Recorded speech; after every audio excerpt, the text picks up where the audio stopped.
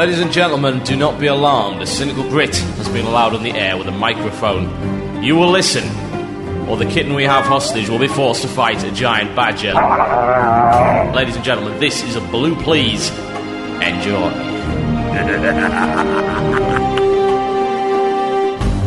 Wow. Radio.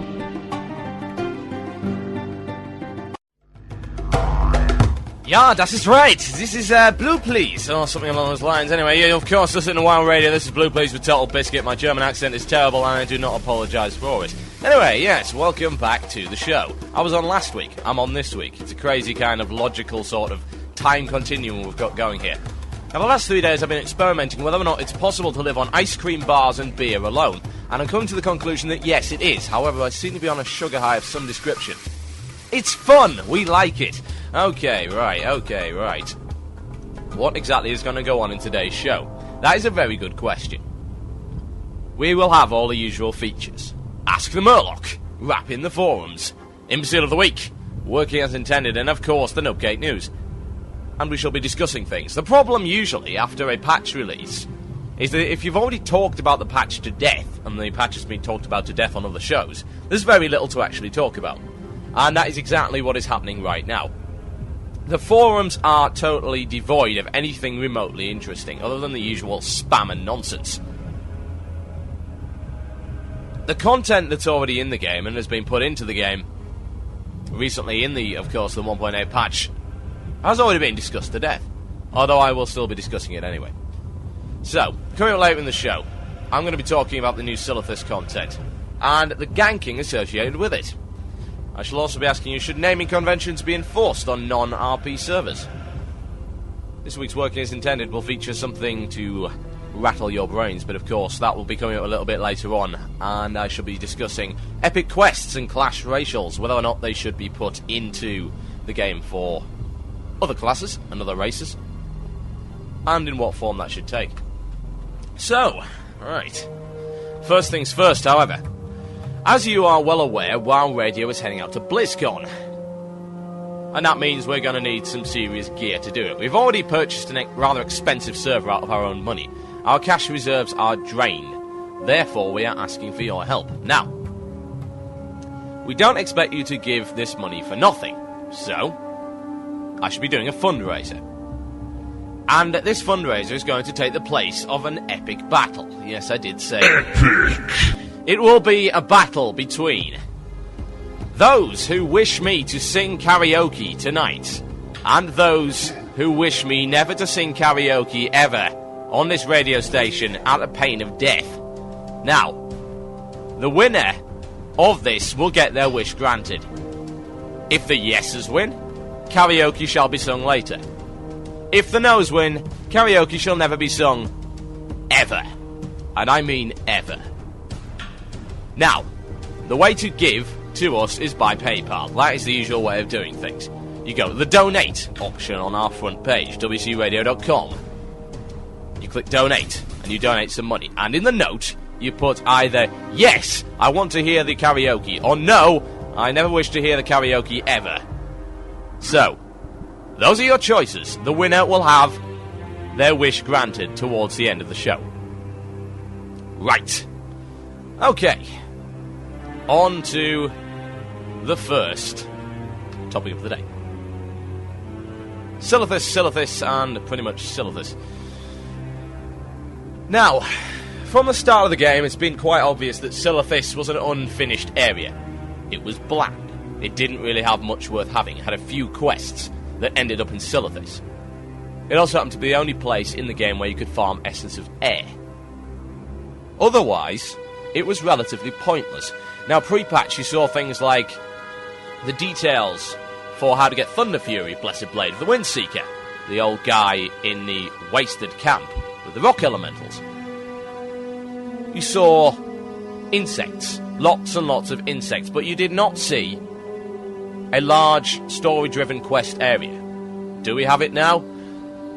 The answer to that question is pretty much yes. The new Silithus content is exactly what I would be expecting from properly done, story-driven questing zones. It's full of quests, it's full of ideas, and people are actually there, it would seem, for a reason. Now, when I go and do my quests in there, there's always an element of, I've got to collect 20 bits of sandworm or whatever.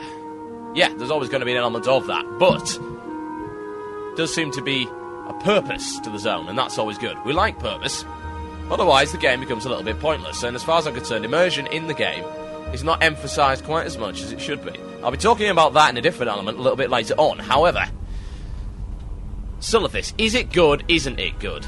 I like your opinions on this. TheMurloc@gmail.com is, of course, the place to email if you have an opinion on the new Silithus content.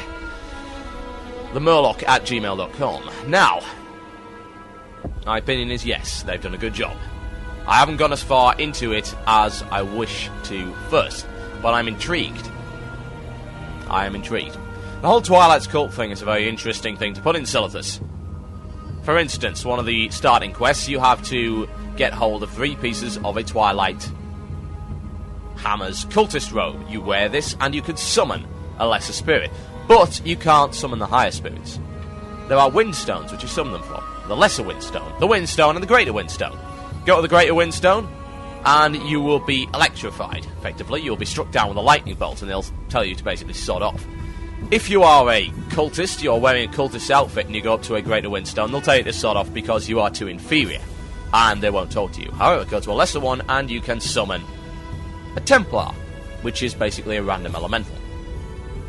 And that is part of a quest. You get a drop-off there. So, it's very interesting in that way. The new mobs are also interesting. For instance, take the Geolords. Geolords have a ranged attack which interrupts casting and knocks you back. It is one of the most irritating things to try and solo as any kind of caster, because a hit is a guaranteed resist. Sorry, interrupt. Bang, interrupted. Bang, interrupted. And if you're not careful, especially say if you're a fire mage attempting to use 3-second cast, bearing in mind that Geolords tend to throw at about 2.8 to 3 seconds, you will be in serious trouble. The mobs themselves are interesting. There's another mob called the Keeper, who effectively attacks using insta-cast fire spells. Can do a lot of burst damage, which is unusual for a mob. You don't expect that kind of thing, and that's a good thing. I like these new mobs. I like the new quests. Now, does it seem a little bit like reputation grinding to get the new recipes? The question is, well, yeah. That's guaranteed to happen. Admittedly. How else would you get reputation? How else would you gain these fantastic rewards, if not to gain reputation with this particular faction? By doing quests and by killing their enemies. There is no other way. It can't be done, so there is always going to be a grinding element in there. Is it a bad thing? Absolutely not. The more crafting, the better, in my opinion. So yes. Silithus. New content. A new summonable raid boss, which is interesting. You don't usually see random raid bosses. You don't get in a random group to take down Kazakh or Zurigus very often, generally speaking, because an organised guild is already on it, or a disorganised guild would simply get their arses handed to them. However, the new dog, and it is a large dog or so I've been told, in Silithus, is killable by a 40-man random raid. He drops nice things, and the quest rewards are excellent. They are very good. Very impressed by them. So, what have we got so far? Quests that mean something. A backstory that is worth investigating. I'd like to know why the Twilight's Hammer are there. Perhaps Leto on his lore show on Mondays could answer that. And of course, leading on to the ancient instance of Anchorage, which is not in the game yet. But it will be. Quite soon. So, it's looking good. Now the question is, are we going to get more instances like that? Sorry, more zones like that? Good question. By the looks of it, there aren't that many zones that haven't been already finished to a satisfactory degree. Silithus was one of them which was blatantly unfinished and had been left. Now, I'm trying to think. Are there many areas?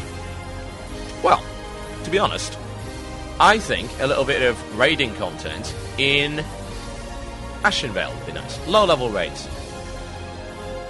We already know that the guards for, say, Astronar and Splinter Tree Post are a low level. and we already know that raids happen. However, the entire backstory behind this zone is that the War Song are attempting to deforest the area, effectively. They need the resources, whereas the elves are attempting to protect it, or so they claim. But there isn't a lot of content related to that. There's a couple of quests, like, say, kill the Ashen Vale Outrunners. But there aren't all that many quests related to this particular backstory, whereas Silithus has this whole backstory, and the quest line takes you through. Could more quests be added? Or do you think it's perhaps a waste of resources to already add new quests to a level 20 area? Personally, I don't think that's an excuse. I disagree with concentrating fully on level 60 content. Admittedly, it should be weighted towards level 60 content because the majority of players are now level 60 by the looks of it. But filling out those zones so it's simply not a grind fest, and in some places of the game it does feel like that, would be nice. Small quest in Ashen Vale. Fill up the backstory, and of course, by doing so, you increase the immersion factor in the game. Silithus is doing that rather well. Admittedly, there is some grinding, but that's always going to be there. The backstory permeates the entire area. Every quest seems to have a purpose.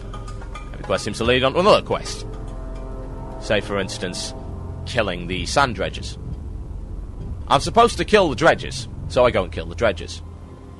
Why am I killing the dredgers? Because they're a threat to the Cenarian hold, which, let's face it, is not the most well-protected area you've ever seen. Kill them? Oh dear. Well, now you've killed the little ones, the big ones are coming up. Right, you've got to unkill those. Okay, that's fair enough. That makes a reasonable degree of sense. It's still a grinding quest. No two ways about it. It's still a kill-on-sight grinding quest. Those mobs will be back within 10 minutes. I know that. However, that's the way the game works. And at least it seems to have a little bit of a purpose, rather than kill this, kill this, kill this, just for the sake of killing it. So, that is the kind of quest I would like to see. And if at some point older areas that perhaps have not received so much tender loving care do get this kind of attention, I will certainly not say no.